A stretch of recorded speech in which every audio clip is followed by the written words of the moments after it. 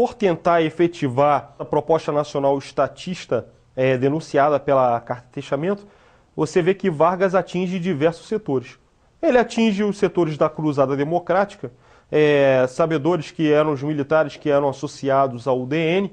Você tinha o lado que Vargas começa a denunciar os interesses das elites e das correntes políticas associadas aos Estados Unidos, e você tem a denúncia de Vargas aos interesses do imperialismo norte-americano nesse processo de impedimento à postura de uma política nacional estatista, a mesma política que efetivou a criação da Petrobras, a mesma política que, ao mesmo tempo, efetivou a criação do BNDE, ao mesmo tempo que, por conta das contingências e da agenda, infelizmente, dos setores liberais conservadores, obstácula a criação da Eletrobras. Enfim, Vargas, por conta desse aspecto, ele, com a Carta de Testamento, ele faz a denúncia desses setores contrários a um projeto nacional, e ele, ao mesmo tempo, se mata. Vale lembrar também que, por conta dessas pressões que Vargas sofria, imagine no sentimento popular o caráter de potência. Poxa, Vargas, que trouxe tanto direito para nós, está envolvido nesse mar de lama? Será mesmo que o Vargas está envolvido nessa esparrela toda? E havia essa descrença. E fora isso, o papel que o PCB jogava nesse processo, porque o Comitê Central ele tinha deliberado com o Manifesto de Agosto de 50, que era a norma vigente, que o governo Vargas era um governo de traição nacional, que era um governo voltado aos interesses imperialistas. Ora, Vargas se mata, e com a leitura da Carta Testamento feita por João Goulart no Rio Grande do Sul e por todas as rádios em seguida, né, você vai ver uma mobilização da população. Imagine você, se você estivesse naquele período, com a mente não de hoje, mas com a visão daquele período. Imagine que você foi beneficiado pela legislação social de Vargas.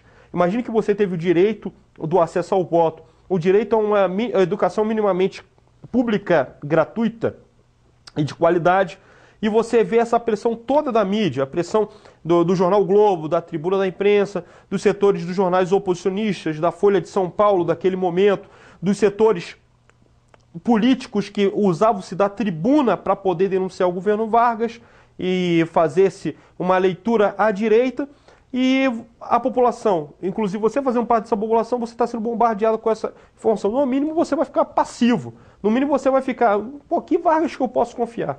Só que com a leitura da Carta de Testamento e com a comoção da morte de Vargas, a população sente, opa, eu fui traído nesse processo, eu fui enganado. Verdadeiro era realmente Vargas com o projeto nacionalista, só que infelizmente essas pessoas tentaram atrapalhar essa marcha que Getúlio Vargas queria imprimir com o projeto nacional.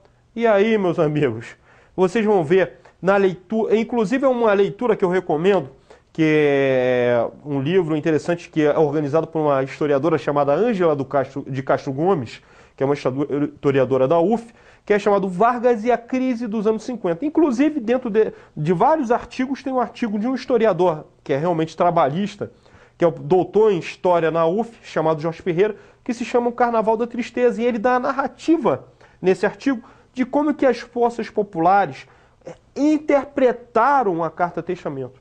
Até porque, uma vez que a população se sentiu traída, ela começa não só a ficar triste pela morte de Vargas, mas começa a ficar indignada com esse processo. Com o que vamos atingir? Vamos atingir os inimigos que Vargas falou na Carta de Testamento. E começam a depredar lojas associadas aos Estados Unidos, ou com símbolo norte-americano, ou com nomenclatura inglesa. Você tem a depredação de comitês eleitorais e sedes de partido ligados aos partidos de oposição a Vargas, até porque a eleição era em outubro de 1954. Você teve, inclusive, a depredação a tentativa de depredação da embaixada brasileira, embaixada dos Estados Unidos no Brasil, a ponto de Lacerda, que tentou se refugiar na embaixada, vendo que não estava seguro, ele foge do país. E vale lembrar de forma irônica que muitos setores da direita, no golpe civil-militar de 64, fala aquela corrente boataria, Brizola fugiu de mulher, quando na verdade o Brizola fugiu vestido como um soldado da Brigada Militar, até porque ele tinha um forte relacionamento com a Brigada Militar quando o governador do Rio Grande do Sul, entre 59 e 62. E aí você vê que dizem que o Brizola era o fujão do processo, mas na verdade quem fugiu foi Carlos Lacerda. Tanto que Carlos Lacerda era deputado federal naquele período, foi deputado federal eleito, e ele só volta no Brasil bem depois da eleição de JK, né, nesse processo todo. Ele foge do Brasil uma vez, volta no período antes da eleição de 55, e depois da vitória de JK, que tem o processo de pressão, né, popular, e aí ele se exila em Lisboa e volta. Na verdade, ele se exilou 2 vezes, o Carlos Lacerda, né? E aí, dentro dessa pressão e comoção popular, as tropas do exército vão tentar controlar, só que é uma situação incontornável em algumas cidades, como o próprio Rio de Janeiro, o Distrito Federal na época, vai durar até o dia 27 de agosto. São 3 dias de conturbação geral. As mobilizações no Rio de Janeiro, São Paulo, Belo Horizonte e Rio Grande do Sul são os que mais se destacam como a reação popular contra os setores que articularam a derrubada de Vargas. E aí você tem o governo Café Filho. O governo Café Filho, ele dá uma orientação de cunho liberal, inclusive até a questão da regulação da economia, privilegiando a política cambial e ao mesmo tempo a abertura ao capital estrangeiro e a vinda das indústrias transnacionais que viriam no governo JK, foi feita pelo Café Filho através da instrução número 113 da SUMOC, ou Superintendência da Moeda e do Câmbio, se eu não me engano. Mas, de qualquer forma, até o mentor dessa instrução, que era o Eugênio Goudin, tinha uma orientação claramente de direita, era ligada à União Democrática Nacional.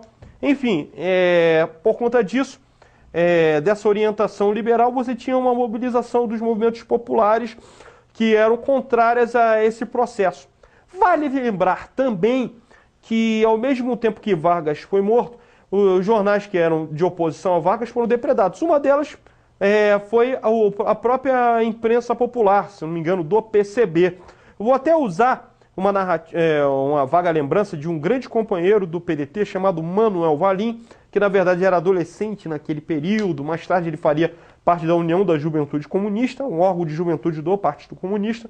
Ele fala que no momento que Vargas morreu, a população começa a depredar os jornais comunistas, além da tribuna da imprensa, claro.